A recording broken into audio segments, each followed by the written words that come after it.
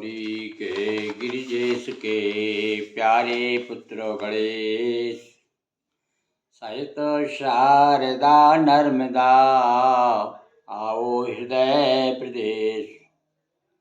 विघ्न शैल को लांघने जो हनुमत बलधाम, ऐसे श्री गणेश को गुरु के अमित प्रणाम। गुरु ब्रह्मा गुरु विष्णु है, गुरु महेश का रूप, ऐसे श्री गुरु को नमन जो है ब्रह्म स्वरूप। बंदो गणपति गुरु गौरी गिरा, गणपति गुरु गौरी गिरा, गोस्वामी गिरिजेश मातु नर्मदा की कृपा रक्षा करें हमेश। बंदो हनुमत लखन संग रिपुहन भरत सुजान, सिया राम जी को नमन गाऊं हरि गुण गान, सियावर रामचंद्र की जय।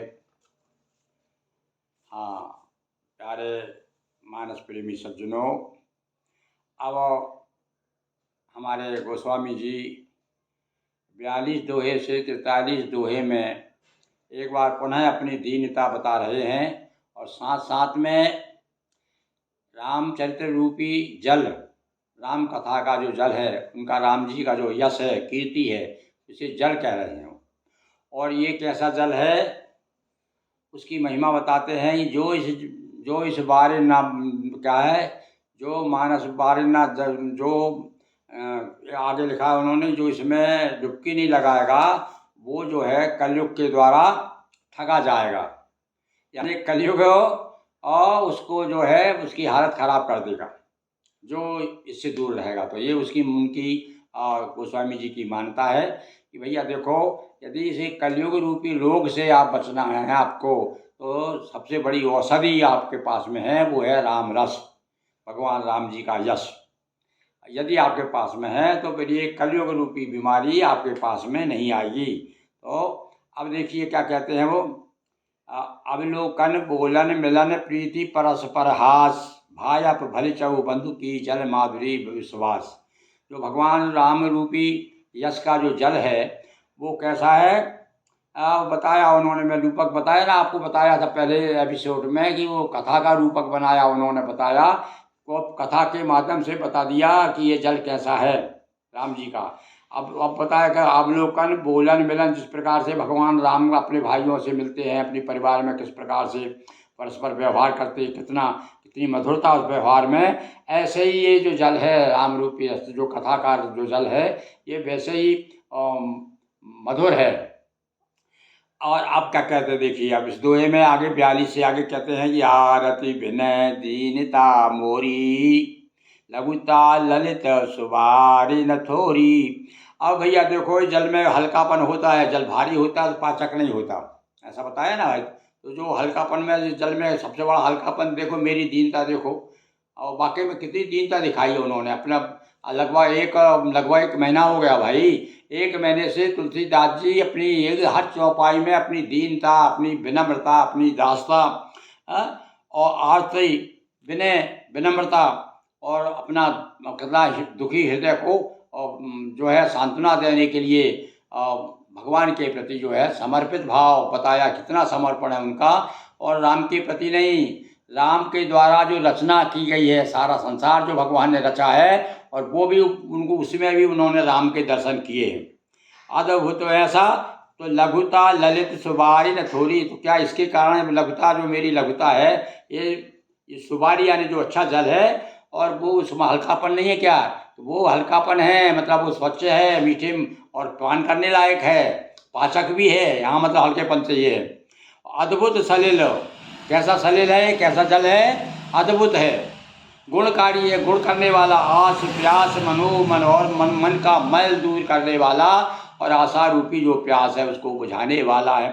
मतलब आपकी सारी आशाएं वाकई में जो इसके शरण में आ जाता है। तो देखिए आगे एक वो चौपाई मुझे अर्धाली याद आ रही है कि लोक लाहो परलोक निवाहु, अब देखिए, अब आप इसमें क्या है कि जो लोक में लाभ लेना चाहता है संसार में रह करके, और जो चाहता है कि मेरा जीवन शानदार जीवन जाए, तो फिर भैया इस शरण में आ जाओ आप। और जो भी आ गया है राम की शरण में, और भैया उसको उस पर कहीं कमी नहीं रही नहीं। तो यहाँ बताया अद्भुत सलिल सुनत गुणकारी, ये सुनने से भी गुणकारी है और सलिल है। राम जी का यश है, मतलब राम कथा सुनने में सुनना है आपको। तो यदि आप चाहते हैं राम कथा सुने तो नाना प्रकार के गुण आपको वैसे ही मिल जाएंगे, क्योंकि ये कथा बड़ी गुणकारी है। राम सप्रेम ही पूसत पूसत पानी, और रामचंद्र जी को प्रेम को जो पुष्ट करता है ऐसा जल है भगवान। ये राम कथा भगवान को, ये कथा कैसी है, आप जितना ज़्यादा इसके आप ग्रहण करेंगे, जितनी ज़्यादा कथा कहेंगे, जितने चरित्र जितने ज़्यादा सुनेंगे, उतना भगवान के प्रति प्रेम बढ़ता जाएगा। हर सकल कली कलुष गला सारी गिलानी, सारा कलुष और सारा मैल, सारा कालापन सब दूर हो जाएगा, मन निर्मल हो जाएगा, जैसे जल निर्मल रहता है ना। अब देखिए कहते हैं ना, जल में यदि मान लीजिए गड़बड़ी है तो उसमें अपना मुंह दिखाई नहीं देगा, यदि गंदला जल है तो। ऐसे ही हृदय को भी बताया है कि हृदय भी बिल्कुल साफ होना चाहिए। कबीर ने कहा है ना कि यदि दर्पण को देखना चाहिए तो यदि मुखड़ा देखना चाहिए, दर्पण को मलते रहिए, और दर्पण में लग गई काई, बम दर से कहाँ से आई। निर्मलता जहाँ नहीं होगी, निर्मल जल नहीं होगा, निर्मल तो आपका मन भी निर्मल नहीं होगा। तो निर्मल जल कौन सा है यहाँ तो जल की बात हो रही है। यहाँ रामचंद्र जी के भगवान की और यश की, उनका जो कीर्ति है वो जल, और उनका जो चरित्र है, उनकी कथा है, वो सब जल जिसके पास में है उसका मन निर्मल हो जाएगा। और ये कैसा जल है, सारे कलयुग का जो कलुषपन है, कालापन है, कलयुग की जो बुराइयां हैं, सारी बुराइयां दूर हो जाएगी। भाव श्रम सो सको, संसार के श्रम को सोचने वाला, संसार के श्रम को दूर करने वाला है। और श्रम क्या है, अब जन्म लिया अपन ने, मरेंगे लगे हुए हाय हाय कर रहे हैं, जन्मते समय भी दुख हो, मरते समय भी, तो सारा जितना भी श्रम है वो सब श्रम दूर हो जाता है, जन्म मरण के चक्कर से दूर हो जाएगा आदमी। ब्रह्म सम तोषक और तोषा, और देखो कितनी बड़ी बात कहते, तोषक यानी संतुष्ट करने वाला, काय को तोष को यानी संतोष को भी संतोष देने वाला है। अब बताइए आप, यानी जो उजला है उसे और भी उजला कर दे, जो निर्मल है उसे और निर्मलता दे दे, जो संतोष है उसको और भी संतोष कर दे। तो समान दुरत दुख दारिद्र दोषा सारी दरिद्र, हाँ बार बार दरिद्रता की बात की भैया उन्होंने। हम भोगे हुए भाई, हमने जो तकलीफ उठाई है तो वो तकलीफ आपको भी ना हो, वही कहना चाहते हैं गोस्वामी जी कि भैया जिस प्रकार से दरिद्रता मैंने भोगी है, वो अब मुझे ऐसी दवाई मिल गई है कि वो दवाई में बांट रहा हूँ, काहे कि दरिद्रता को दूर करने की दवाई बांट रहा हूँ।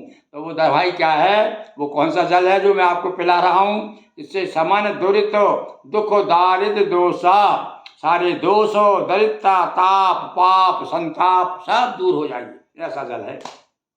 रामचंद्र की, भगवान के राम जी की कथा का यश काम को है मद मोह, और क्या करता दूर हो भैया, हमारे जो 6 दुश्मन बताए ना, सठ विकार सठ रिपु कहा गया, नाम दे दिया उनका, भैया 6 दुश्मन हैं हमारे। और वो कैसे दुश्मन हैं, पैदा होते ही आपके साथ लग जाते हैं, आपके पीछे पड़ जाते हैं, ये बिना कारण के दुश्मन है। हमने बुलाया नहीं ना, हमने कभी उनसे कुछ कहा ना, कुछ कोई लड़ाई की ना, उन्होंने गाली दी हमने, पर फिर भी हमारे दुश्मन है। क्यों? क्योंकि वो साथ साथ में संसार में ये आदमी जो पैदा हुआ है, ये कहीं ऐसा ना हो कि उधर चला जाए, गलत रास्ते पे ले जाने वाले। देखो अब आप, कभी कभी मैं कहता हूँ कि हमारा जो मन है ना, ये मन और जल, पानी जो होता है ना, पानी जैसा ही मन होता है। पानी को छोड़ दो तो हमेशा किधर जाएगा, जिधर नीचे देखेगा ना अपने आप जाएगा, ऊंचे ऊपर तो ले जाना पड़ता है उसको। ऐसे ही मन को तो भैया संयम से, अपने दृढ़ विश्वास से, श्रद्धा से, और नाना प्रकार के ऐसे साधन करना पड़ता है। जैसे भी ऊपर चढ़ने के लिए सीढ़ी लगाना पड़ता है ना, तो लोग कहते हैं ना ये भैया रामायण सीढ़ी है, आप ऊपर चढ़ना है आपको, तो सीढ़ी दर सीढ़ी 7 कांड क्या 7 सीढ़ियाँ हैं ऊपर जाने। तो अब स्वभाव है इसका नीचे जाने का, तो ये नीचे कौन ले जाता है इसे, बोले ये 6 विकार कौन कौन से, काम कोय मद मोह नसावन विमल विवेक, और क्या होता है फिर जब ये नाश हो जाएगा, काम क्रोध नहीं जाएगा, हमारे अंदर कामनाएं खत्म क्षीण होती जाएगी, काम काम क्रोध हो, क्रोध नहीं आएगा। देखो कई लोग कितने हैं, अब कई आप महात्माओं की और अपन किस्साएं सुनते हैं कि भैया नामदेव और संत तुकाराम और ऐसे थे। एक बार तो बता दो कौन से संत दोनों में से महाराष्ट्र में कोई संत थे और उनको कभी क्रोध आते ही नहीं था, और बताते उनकी श्रीमती इतनी क्रोधी रहती थी कि हर बात पर उनको परेशान करती थी। एक बार वो कहीं गए और कुछ सामान बुलवाया, कुछ सब दे दा के आ गए, पैसे बांट बूट के आ गए और कुछ गन्ना लेके आ गए। श्रीमती नाराज़ हो गई कि तुम बुलाया क्या, तुमने क्या ले आए? तो उन्होंने वो गन्ना छुड़ा करके हाथ से और वो एक ही अपने पतिदेव को जमा दिया, तो उसके चलते 2 टुकड़े हो गए। तो क्या कहते हो कि हाँ तूने अच्छा काम किया तूने। अरे अपन खाते तो वैसे 2 टुकड़ा करना पड़ता, तो वो तूने काम कर दिया। तो ऐसे मतलब क्या है कि ऐसे संतों के क्रोध जो है चले जाते हैं, तो काम क्रोध मद मोह लोभ सब धीरे धीरे खत्म हो जाते हैं। जो राम के काम का वो ही काम का है, और जो नहीं राम का वो नहीं काम का। तो क्या फिर होगा, ये सारे काम क्रोध मद मोह सब दूर हो जाएंगे, तो कोई यानी क्रोध और विमल विवेक विराग, और फिर विमल यानी पवित्र पवित्र ज्ञान उदय होगा और वैराग आ जाएगा अपने जीवन में। वैराग आ जाएगा, जब वैराग आ जाता है फिर वहाँ राग नहीं रहता, जहाँ राम नहीं काम, जहाँ काम नहीं राम, तो ये स्थिति बन जाती है। और साधारण मज्जन पान, भैया ये को उसको साधारण आदर के साथ में ग्रहण करिए।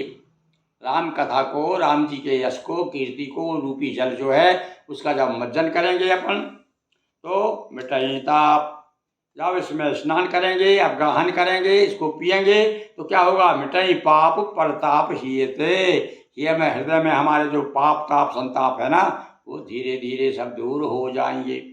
अब इसी बात को अलग अलग शब्दों से एक ही बात कह रहे हैं वो, आप किसी भी तरह से आओ और इधर आ जाओ, इधर आओ राम जी के दरबार की तरफ आ जाओ, और जिधर से वो दरवाज़ा खुल रहा है मंदिर का, आप अभी क्या है हम आसपास घूम रहे हैं मंदिर के, और अभी आगे सामने आ जाइए। तो जब सामने पहुंच जाएंगे तो भगवान खुद कहते हैं सनम को ओ यजीव मोह जब ही मेरे सामने भर आ जाए, फिर तो ये काम क्रोध माया मोह लोभ सब खत्म हो जाएंगे हैं।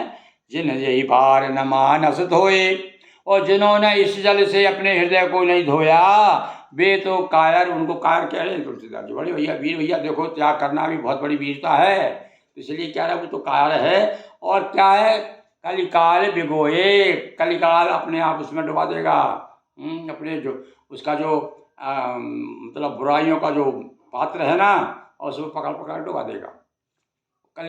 मतलब कलयुग के चेहरे हो जाएंगे वो। इसी तरह से मतलब कहना ये चाहते हैं कि भैया कलयुग के पापों से बचना है आपको, तो इसने मानस अपने हृदय से राम के सत्य से अपने हृदय को पवित्र नहीं किया है, और वो तो फिर कलयुग का मतलब कौर है, कलयुग उसको ग्रास कर खा जाएगा। आप त्रसित न रखी रवि कर भाव बारी, फिर ही मृग जिमी। हाँ अब देखिए ये कहाँ का उदाहरण ले आए उन्होंने। अब चलिए राजस्थान पहुँच जाइए। राजस्थान में क्या होता है, गर्मी के दिनों में जब धूप, वैसाख के दिनों में जब धूप चलती है, तो धूप के कारण जो लहर चलती है तो रेत में और चमकती है, पानी दिखता है, पानी जैसा वो रेत में जो है दिखता है कि इधर पानी भरा हुआ है। तो मृग बेचारा जो है हिरण प्यासा, गर्मी का प्यासा हिरण देखता, अरे इधर पासी यहाँ पानी मिलेगा, यहाँ चलो। वहाँ जब जाता तो वहाँ रेत ही रेत, और आगे जाता तो वहाँ दिखता है उसको पानी। तो उसको क्या कह दिया, उनका नाम रखा देखो विद्वानों ने, उसको कहा ये मृग जल है।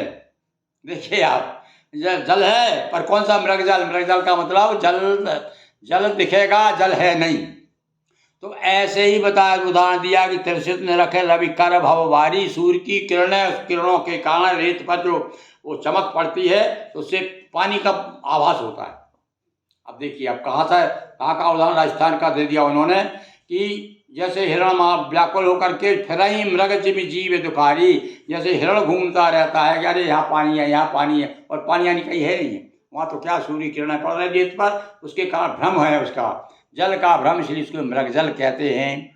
और उसके बाद में इसी प्रकार से ये प्राणी जो है, हम लोग खुद की बात नहीं कर रहे हैं, अपन जो है भैया इसी तरह जीव जो है दुखारी है। संसार में जो जीव आता है वो मृग तृष्णा भी कहते हैं इसको, ये मृग जल की तरह घूमता रहता है। तो अब हम ऐसे लिपटे हुए हैं जीव हैं कि अपने को कितनी अच्छी मीठी-मीठी बात सुना रहे हैं हम आपको, पर हम भी ऐसे डूबे हुए हैं कि भगवान से प्रार्थना करते हैं, प्रभु अरे भाई हमको भी छुड़ाओ भाई, कुछ थोड़ी बहुत तो हटे ये जो बीमारी लगी हुई हमारे पीछे। पर ये जल यदि मिल जाए तो क्या बात है। अभी तो केवल हम जल की चर्चा ही कर रहे हैं, जल हमारे अभी कंठ तक नहीं आया है, और जिस अभी तो मुँह तक आया है, और नीचे उतर जाए तो फिर क्या है ना, वो ये जो एक उदाहरण है तुलसी, वो तुलसी भीतर बाहरो जो चाहे उजियार। हाँ, तो देहरी पे दीपक, अभी देहरी पे दीपक नहीं आया है, अभी तो हम हाथ में लिए घूम रहे हैं दीपक को। ये राम का दीपक जो है आपके सामने चर्चा कर रहे हैं तो ये हाथ में ही है, जब यहाँ आ जाएगा तब सच्चा आनंद आएगा। तो तुलसीदास जी कहते हैं भैया इस प्रकार से ये जीव बड़ा दुखी है। मति अनुहारी सुवारी गुणों में अपने बुद्धि के अनुसार जल के गुणों को विचार के अपनी बुद्धि के अनुसार अब एक एक गुण का विचार किया उन्होंने। ये राम जी का यश जल कैसा है, गण मनि मनानुभाय, अपने मन को गुणों से, गुण रूपी जल रामचंद्र जी के, राम के यश के जो गुण हैं, भगवान राम जी के जो गुण हैं उनको एक एक स्मरण किया उन्होंने, और बड़े पुलकित होते होंगे याद करते करते तुलसीदास जी की वाह हमारे राम जी जो है। और उससे मैं स्नान कर रहा हूँ, गान कर रहा हूँ, मतलब उनको अपने जीवन अपने हृदय में उतार रहा हूँ। और सुबह फिर और बाद में फिर देखिए फिर हमारे भोलेनाथ को याद किया उन्होंने। परम कृपा शंकर जी की, वो मान रहे शंकर जी की कृपा से ही कहता है लक्ष्य महेश निज मानस राखा। सबसे पहले तो और हृदय में शंकर जी ने रखा, और पाए सु समय शिवासन भागा, पार्वती जी को बताया, पार्वती जी से इधर आया। वो बता दिया कि पहले कहाँ आया, काकभूषण को मिल गए, काकभूषण से पहले याज्ञवल काकभूषण के पास से आया, गरुड़ को आया, काकभूषण से उधर आया याज्ञवल, और वो भरद्वाज का संवाद। अब सबसे पहले भरद्वाज का संवाद अब शुरू होगा आगे के दोहे से। यहाँ तक तो बात चर्चा हो गई। अब सुमर भवानी शंकरो, भवानी शंकर श्रद्धा विश्वास रूपेण है, उनको प्रणाम करके और कहता हूँ भैया मैं अब क्या कह रहे हैं, अब रघुपति पद पंकुरो हृदय पाय प्रसाद, चरणों में अपना माथा रख करके, कौन के, रघुपति के पद पंकज में ऐसे चरण माथा रख करके और प्रसाद पा करके, अब देखो उसको विश्वास हो गया कि मुझे प्रसाद मिल गया है, कृपा मिल गई है राम जी की कृपा से। कहो जुगल मुनि वर्य कर, अब मैं जुगल यानी दोनों मुनियों का संवाद, मिलन सुभग संवाद को शुरू करता हूँ। अब यहाँ से कथा शुरू होती है। अभी तक तो सब पूरा विनय प्रसंग, विनम्रता, दीनता, आर्त, सब आर्त सब बता रहे थे। अब आकर के अब थोड़े स्वस्थ हुए, अब हल्के हुए, और कह दिया कि प्रसाद पा करके भगवान शिव का और भगवान राम जी का दोनों का कृपा पा करके, प्रसाद पा करके अब मुनियों का संवाद कहता हूँ। तो कल से अपन जो है अब संवाद पर चर्चा करेंगे। बोलिए सियावर रामचंद्र की जय, पवन सुत हनुमान की जय, रामायण मैया की जय, गोस्वामी तुलसीदास जी महाराज की जय। हर हर नर्मदे, हर हर महादेव शंभु। एक बार फिर याद आ गया मुझे नर्मदा जी का श्लोक, वंदना करते हैं अपन। आप भी प्रणाम करिए, ये साक्षात शिव की पुत्री हैं भैया नर्मदा हैं। गंगा तो जटा में शंकर जी के, और ये भगवती और नर्मदा भी जटा से ही निकली है। ये भी जटा से मतलब सीधा शरीर से जो उनका स्वेद बहा तो जटाओं से यहीं से आता है, सर से स्वेद आता तो बह करके स्वेद जो बहा तो वो ही एक पवित्र नर्मदा हो गई। ऐसी भगवती नर्मदा के सामीप में आप इधर दिख रहे होंगे, आपको मैया जी की विग्रह दिख रहा होगा। तो चलिए आप भी प्रणाम करिए। ओम नर्मदापुरम सुविख्यातम रेवाया दक्षिणे तटे, सेवाश्रमे सुराजिता देवी नर्मदायै नमो नमः। बोलिए नर्मदा मैया की जय। जय शिवप्रिय में कल शैल सुतासी, सकल सिद्धि सुख संपत्ति राशि। हर हर नर्मदे हर।